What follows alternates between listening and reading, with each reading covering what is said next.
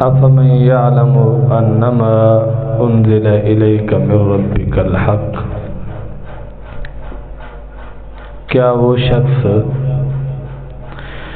جو کچھ اللہ کریم نے نازل کیا اس کو برحق جانتا ہے، وہ شخص کی طرح ہو سکتا ہے جو اندھا ہے؟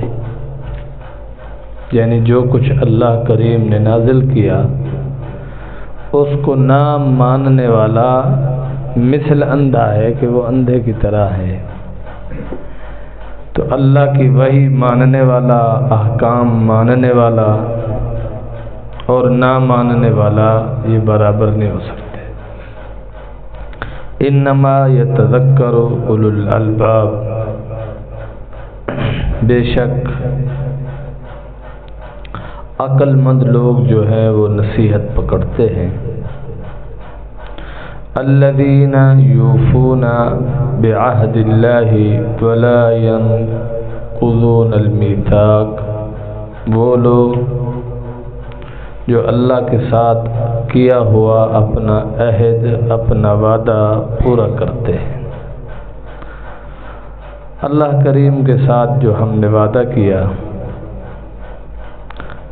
عالم ارواح میں اللہ نے سب روحوں کو جمع کیا اور روحوں کو اللہ تعالی نے فرمایا الست بربکم، کیا میں تمہارا رب نہیں ہوں؟ قالوا بلا، سب روحوں نے کہا کیوں نہیں، بلکہ آپ ہی ہمارے رب ہیں۔ ایک تو یہ وعدہ کہ اللہ کی ربوبیت ہم نے مانی، تو کیا دنیا میں بھی ہم مان رہے ہیں؟ دنیا میں بھی ہم اپنے اس وعدے پر قائم و دائم ہیں یا نہیں؟ نمبر 2، دنیا میں بھی ہمارا وعدہ ہے کہ ہم نے اللہ کی فرما برداری کرنی ہے، اللہ کے احکامات ماننے ہیں اور اللہ کے حکم کے موافق ہم نے زندگی گزارنی ہے، زندگی کا ایک ایک لمحہ اللہ کی فرما برداری میں گزارنا ہے۔ تو یہ وعدہ بھی ہم نے کیا ہے۔ لا الہ الا اللہ، یہ اللہ سے ہمارا وعدہ ہے کہ اللہ کے سوا کوئی عبادت کے لائق نہیں۔ تو کیا ہم اللہ کی عبادت کر رہے ہیں؟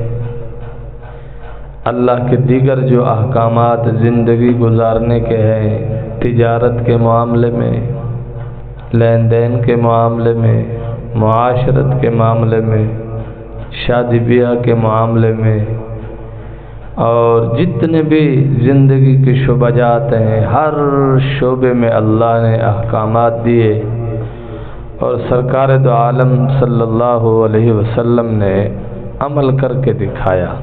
کیا وہ ہم سارے احکام مان رہے ہیں؟ ولا ينقضون المیثاق، اور فرمایا اللہ کے ساتھ کیا ہوا عہد، معاہدہ ایمان والے نہیں توڑتے۔ ایمان والوں کی شان بیان ہو رہی ہے کہ ایمان والے ایسے ہیں جو اللہ سے وعدہ کیا اس کو پورا کر رہے ہیں، اس کو قطعاً توڑنے کو تیار نہیں ہے۔ کسی کو دبانے کے لیے ہم شریعت کا سہارا لیں اور غیرت ایمانی کا نام لیتے ہیں، یہ بھی غلط ہے۔ جیسے آج کل ہمارے معاشرے کا مزاج بن چکا ہے، اگر ہمیں کسی کے ساتھ اختلاف ہو تو ہم ان کی شادیوں پہ بھی جاتے ہیں، ہم ان کے نکاحوں کی تقریبات میں بھی جاتے ہیں، ہم ان کی فوتگیوں میں بھی جاتے ہیں، ان کے دکھوں میں بھی شریک ہوتے ہیں اختلاف کے باوجود۔ لیکن اس اختلاف کو مسجد میں آ کر ہم انتشار بناتے ہیں کہ یہاں دین کی آڑ لے کر ہم اپنے مخالف کو خوب دباتے ہیں اور خوب اس کی تذلیل کرتے ہیں، خوب اس کو ذلیل و رسوا کرنے کی کوشش کرتے ہیں۔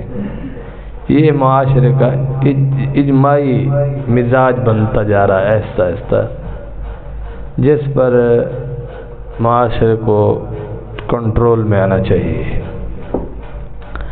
لیکن یہ بدبختی اتنی عام ہے کہ اگر سمجھایا جائے تو معاملات مزید خراب ہوتے ہیں۔ مثال مشہور ہے، گلے پڑ جاتے ہیں۔ تو بہرحال فرمایا والذین یصلون ما امر اللہ بہ ان یوصل، اور وہ لوگ جن رشتوں کے نبھانے کا اللہ نے حکم دیا وہ رشتے نبھا رہے ہیں۔ ماں باپ کے ساتھ حسن سلوک ہو رہا ہے، بہن بھائیوں کے ساتھ حسن سلوک ہو رہا ہے، پڑوسیوں کے حقوق کو پورا کیا جا رہا ہے، اپنی بیوی کے حقوق کو، بچوں کے حقوق کو۔ یہ سارے رشتے ایسے ہیں کہ جن کو اللہ فرما رہے ہیں کہ والذین یصلون ما امر اللہ بہ ان یوصل، کہ جن رشتوں کے نبھانے کا حکم دیا وہ ان کو نبھا رہے ہیں۔ وَيَخْشَوْنَ رَبَّهُمْ، اور وہ اپنے رب سے ڈرتے ہیں۔ وَيَخَافُونَ سُوءَ الْحِسَابِ، اور برے حساب سے خوف کھاتے ہیں۔ اللہ اکبر۔ قیامت کے دن معاملات کا جو حساب ہے نا، یہ بہت سخت ہوگا، جس میں آج ہم غفلت کا شکار ہیں۔ نماز، روزہ، زکوٰۃ، عشر، فطرانہ سب ہو رہا ہے، لیکن رشتہ داروں کے ساتھ ہمارے معاملات صحیح نہیں ہیں۔ کل قیامت کے دن اس کا حساب کتاب بہت سخت ہوگا۔ والذین صبروا ابتغاء وجہ ربہم، اور وہ لوگ جنہوں نے اللہ کی خوشی حاصل کرنے کے لیے صبر کیا، یعنی اللہ کو خوش کرنے کے لیے آدمی جب کھڑا ہوگا تو مشکلات آئیں گی، پریشانیاں آئیں گی، تو ان پریشانیوں کو عبور کرنا صبر کے ساتھ یہ ممکن ہے۔